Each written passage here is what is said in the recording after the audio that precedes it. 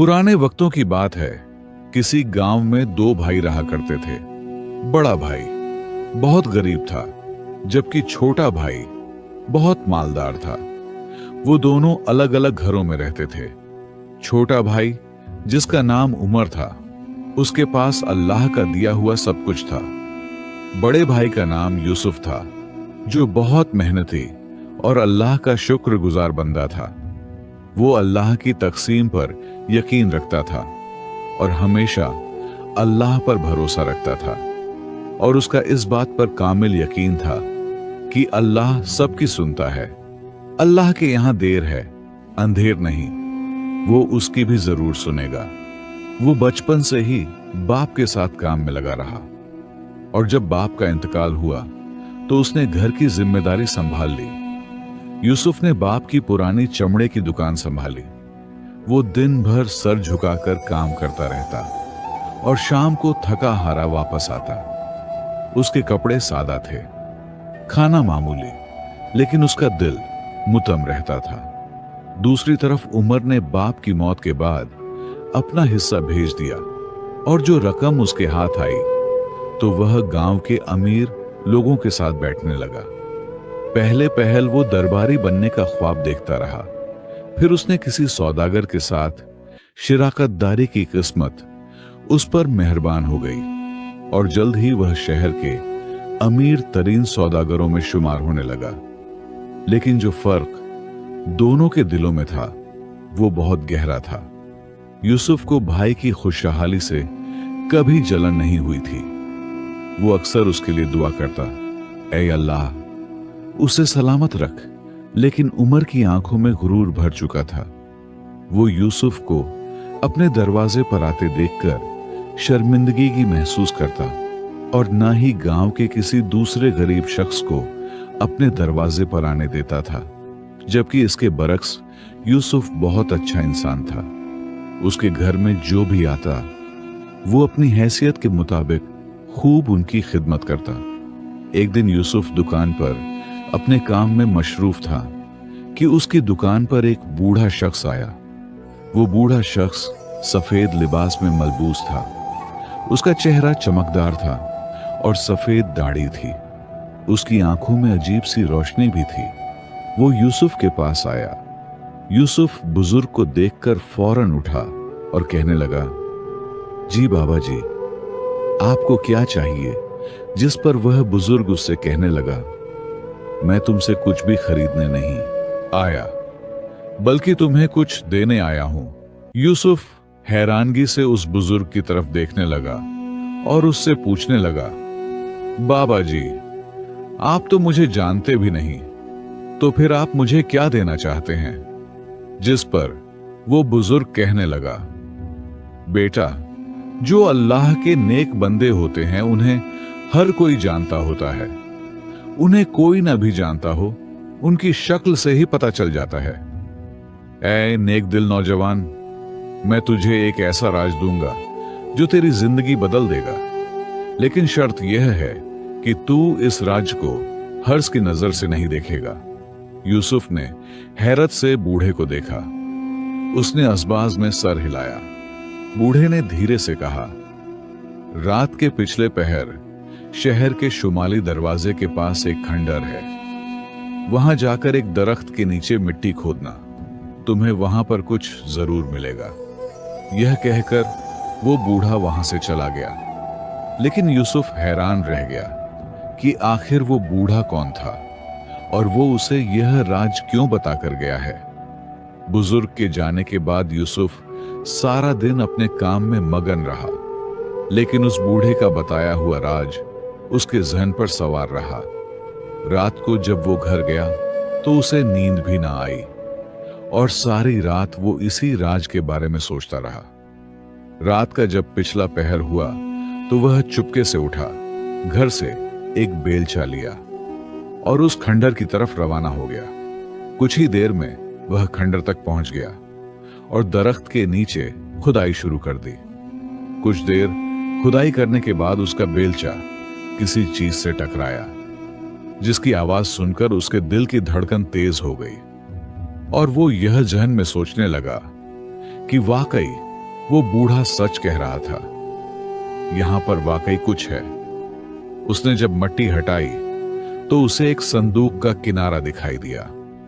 उसने अपने हाथों से संदूक को बाहर निकाला और जब उसने संदूक खोला तो अंदर सोने के सिक्के चमक रहे थे, लेकिन साथ ही ऊपर एक सफेद कागज भी था जिसके ऊपर लिखा था, यह तुम्हारा नसीब नहीं है बल्कि तुम्हारी आजमाइश है। अगर तुमने हंस ना की तो यह तुम्हें फायदा देगा, अगर तुमने इस पर फक्र किया तो यह तुम्हें गिरा देगा। यूसुफ को कुछ समझ नहीं आ रही थी कि आखिर वो इसका क्या करे। उसे कुछ पता नहीं था कि वह बुजुर्ग कहां से आया और सिर्फ उसी को यह राज क्यों बता कर गया। उसका दिल मुतमईन न था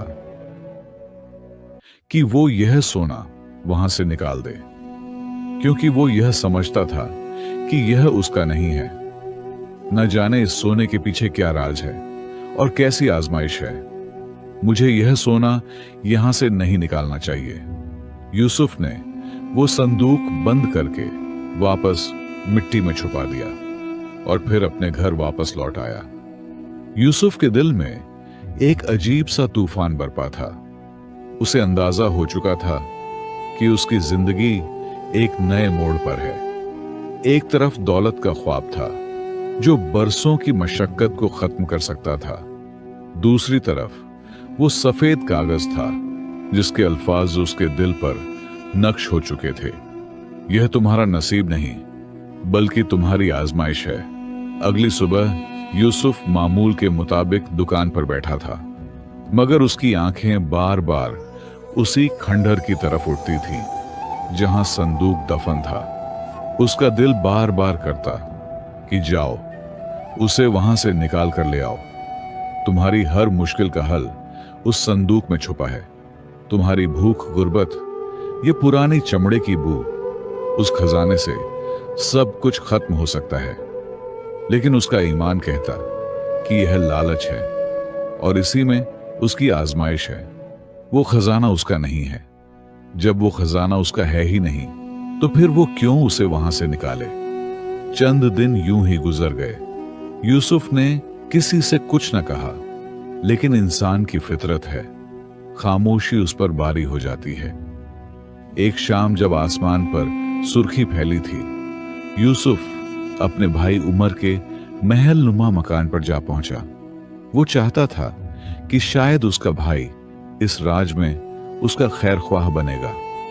उमर ने जब यह सुना कि उसका भाई आया है तो उसने खातों के लिए मखसूस बैठक में उसे बिठा दिया। कुछ देर के बाद वह बैठक में आया और अपने भाई को सलाम करके उसके साथ ही बैठ गया। उमर अपने भाई से कहने लगा, आओ बड़े भाई, कैसे आना हुआ? जिस पर यूसुफ उससे कहने लगा, भाई मैं तुमसे एक बात करना चाहता हूं। उसका यह कहना था कि उमर अपनी सारी तवज्जो उसकी तरफ करके बैठ गया और उससे कहने लगा, हाँ भाई, मुझे बताओ क्या बात है, मैं तुम्हें सुन रहा हूं। इसके साथ ही यूसुफ ने उसे सारा वाकया सुनाया कि कैसे उसकी दुकान पर एक बुजुर्ग आया और उसे एक पुराने खंडहर में मौजूद रख के नीचे खजाने के बारे में बताया और वहां पर उसने जाकर वो खजाना निकाला भी था। लेकिन फिर उसने वहां पर उसे वापस दफन कर दिया इस सोच के साथ कि यह खजाना उसका नहीं है। यूसुफ ने पूरा वाकया अपने भाई के गोश गुजार दिया। उमर कुछ लम्हे खामोश रहा, फिर उसकी आंखों में चमक आ गई और अपने भाई से कहने लगा, भाई तुम तो पागल हो। अगर वो खजाना तुम्हें मिला है तो तुम तो उसके वारिस हो, इसमें आजमाइश कैसी जाओ? उसे निकाल कर ले आओ।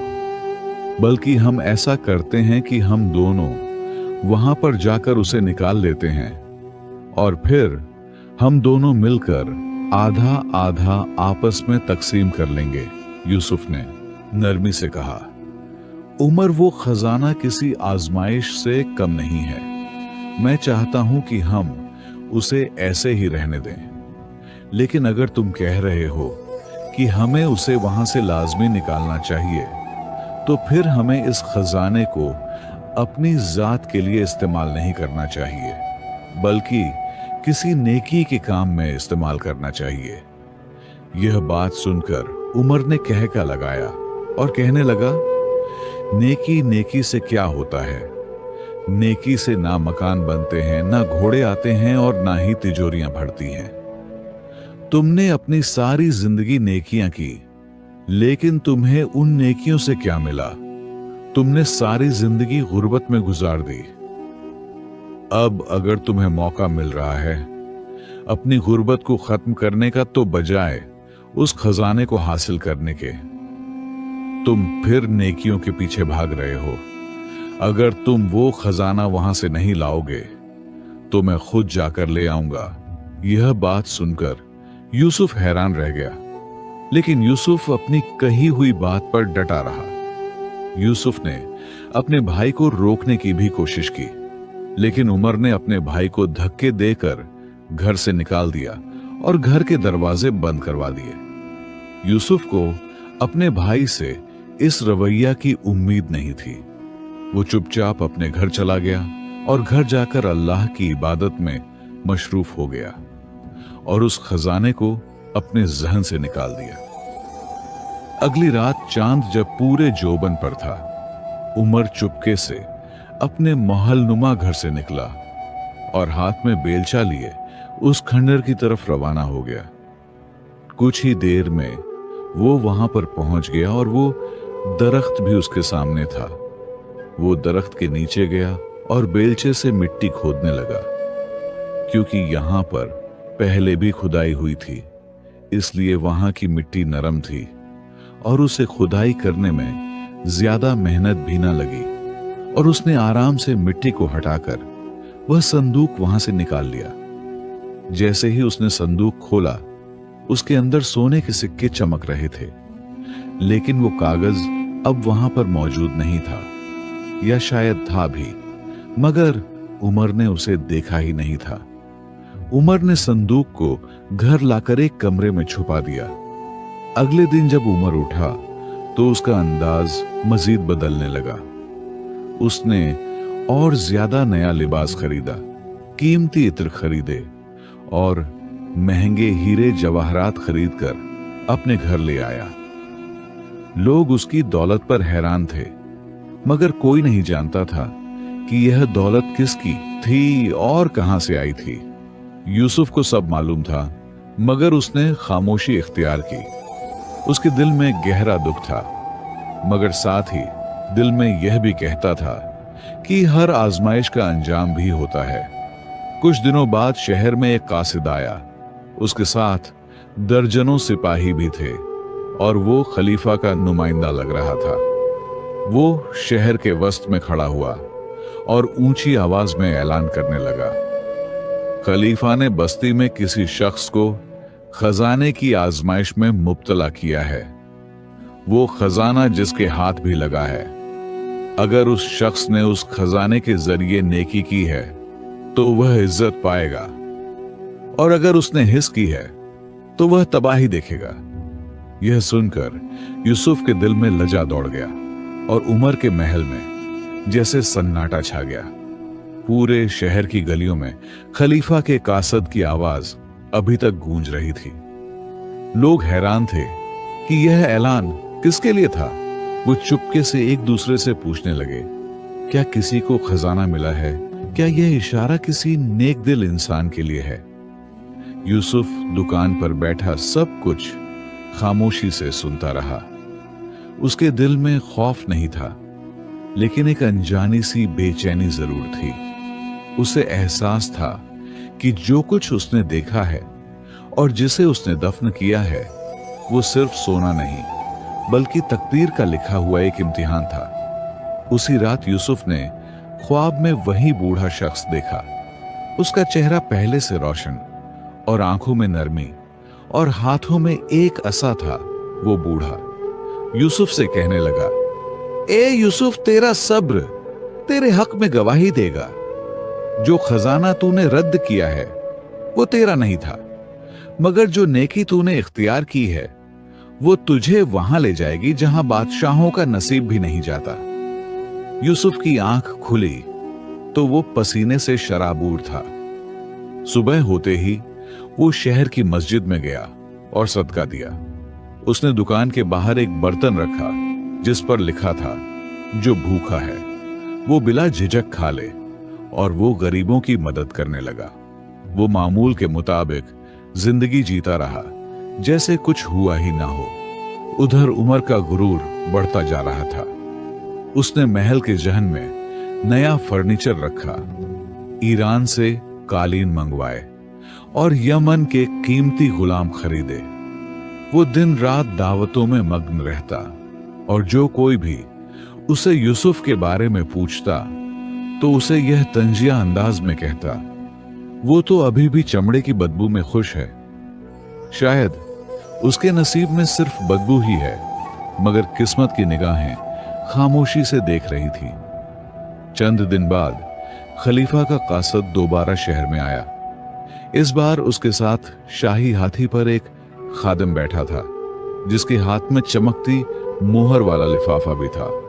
कासद ने बाजार के बीच खड़े होकर ऐलान किया, खलीफा का फरमान है, शहर के उस शख्स को दरबार में पेश किया जाए जो यतीमों को खाना खिलाता है, जो सदका देता है और जिसने आजमाइश में सब्र का दामन थामा। यूसुफ का नाम नहीं लिया गया, लेकिन बाजार में मौजूद हर शख्स जानता था यूसुफ आला ज़र्फ का मालिक था। गरीबों की मदद करने के बावजूद वो अपनी दुकान से बाहर नहीं गया और चुपचाप अपनी दुकान पर बैठा रहा। कासिद सीधा यूसुफ की दुकान पर पहुंचा और कहा, तुम्हें खलीफा ने बुलाया है, फौरन हमारे साथ चलो। यूसुफ हैरान हुआ, लेकिन वो इनकार ना कर सका। वो सादा लिबास में झुकी हुई नजर और लचते कदमों के साथ काफिले में शामिल हो गया। दूसरी तरफ उमर को जब उसकी खबर मिली तो वो गुस्से से पागल हो गया। यूसुफ दरबार में, उसके पास है क्या यह सब फरेब है? जरूर उसने मेरा राज अफशा किया होगा। उमर ने जल्दी से अपना सबसे कीमती लिबास पहना, अपने खात्मों का साथ लिया और खलीफा के महल की तरफ रवाना हो गया। लेकिन उसे यह इल्म नहीं था कि दरबार के दरवाजे सिर्फ इंसाफ के लिए खुलते हैं, गुरूर के लिए नहीं। जब यूसुफ महल में दाखिल हुआ तो खलीफा, जो कि बुजुर्ग और दानिशमंद आदमी था, उसे मुस्कुराकर देखने लगा। ऐ नौजवान, क्या तू वही है जिसने खजाने की आजमाइश में सब्र को चुना? यूसुफ ने सर झुकाते हुए कहा, हुजूर, मैंने सिर्फ वो किया जो दिल ने कहा। वो खजाना मेरे लिए नहीं था, इसलिए मैंने उसे हाथ भी नहीं लगाया। खलीफा ने हाथ उठाकर ऐलान किया, ऐसा शख्स बगदाद की शान है। मैं इसे शहर का काजी मुकर्रर करता हूं ताकि वो इंसाफ करे, जैसे उसने अपने नफ्स के साथ किया है। यह सुनकर यूसुफ हैरत में डूब गया। वो जो कल तक चमड़े सीता था, आज बगदाद के काजी के मनसब पर फाय हो रहा था। ऐन उसी लम्हे दरवाजे से उमर दाखिल हुआ। उसके चेहरे पर गुस्सा, आंखों में नफरत और दिल में शक था। खलीफा ने उसे देखा और पूछा, क्या तुम भी कुछ कहना चाहते हो ए ताजर? उमर ने लरजती हुई आवाज में कहा, ऐ खलीफा, यह सब धोखा है। खजाना तो मैंने निकाला था, दौलत मैंने हासिल की तो मनसब भी मेरा होना चाहिए। खलीफा खामोश रहा और फिर बोला, अगर तुमने खजाना पाया तो क्या उसके साथ अमानत भी रखी? तुम्हें दौलत मिली मगर उसके साथ इम्तिहान भी आया। तुमने उसका क्या किया? क्या तुमने वो खजाना गरीबों के लिए इस्तेमाल किया? मुझे तो ऐसा नहीं लग रहा। तुम्हारे कीमती लिबास से लगता है कि वो तुमने अपने लिए इस्तेमाल किया है। मेरे जासूस बताते हैं कि तुम उस पैसे से अय्याशी करते रहे हो। फिर खलीफा ने सिपाहियों को हुक्म दिया, इसे उसी खंडर में कैद कर दो जहां से उसने दौलत ली है, ताकि यह जान ले कि खजाना आजमाइश है, इनाम नहीं। उमर को कैद खाने में भेज दिया गया।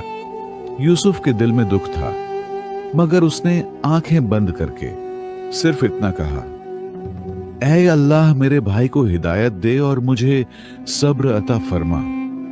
पूरे शहर की राहदारियों में एक ही नया चर्चा था।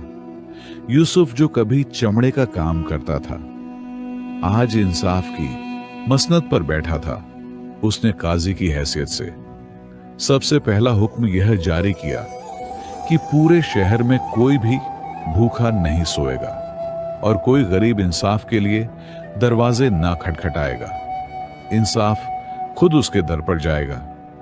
शहर में यूसुफ की शोहरत फैल गई। वो न सिर्फ काजी था, बल्कि एक सच्चा इंसान भी, जिसकी जुबान में नरमी, फैसलों में धनाई और दिल में खौफ खुदा था। दूसरी तरफ उमर कैद खाने में बैठा हुआ था। दौलत उससे छिन चुकी थी। उसका गुरूर मिट्टी में मिल चुका था। कई दिन वह तन्हाई में रोता रहा, अपने फैसले पर पछताता रहा। फिर एक दिन कैद खाने के दरवाजे पर दस्तक हुई।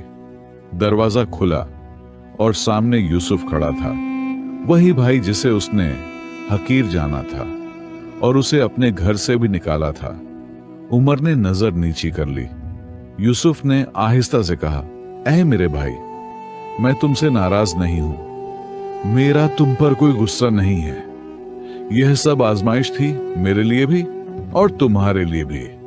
अल्लाह ने हमें अलग अलग रास्ते दिए, मगर मंजिल एक ही है, बख्शी, सब्र और सच्चाई। उमर की आंखों से आंसू बह निकले। वो यूसुफ के कदमों में गिर पड़ा। भाई, मुझे माफ कर दो। मैंने तुम्हें कमतर समझा और दौलत को सब कुछ जाना। यूसुफ ने उसे सीने से लगा लिया। अल्लाह ने अगर मुझे माफ किया तो मैं तुम्हें क्यों ना करूं। फिर यूसुफ खलीफा के पास गया और उससे अपने भाई के लिए रहम की अपील की।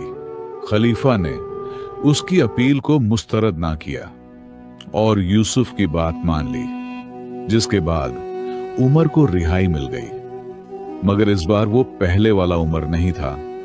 उसने सादगी इख्तियार की और यूसुफ के साथ खिदमत खलक के कामों में लग गया। दोनों भाइयों ने मिलकर पूरे शहर में यतीम खाना कायम किया, जहां न सिर्फ बच्चों को खाना, तालीम और रिहाइश दी जाती, बल्कि उन्हें सच्चाई, सब्र और कुर्बानी का सबक भी सिखाया जाता। दोस्तों, इस कहानी से हमें यह सबक मिलता है कि हमेशा दौलत ही सब कुछ नहीं होती। अगर दिल खाली हो तो खजाने भी बोझ बन जाते हैं। आजमाइश हर रूप में आती है, कभी गुर्बत, कभी दौलत, मगर असल कामयाबी सब्र और नेकी में है। गुरूर हमेशा गिराता है और आजिज़ी हमेशा बुलंद करती है।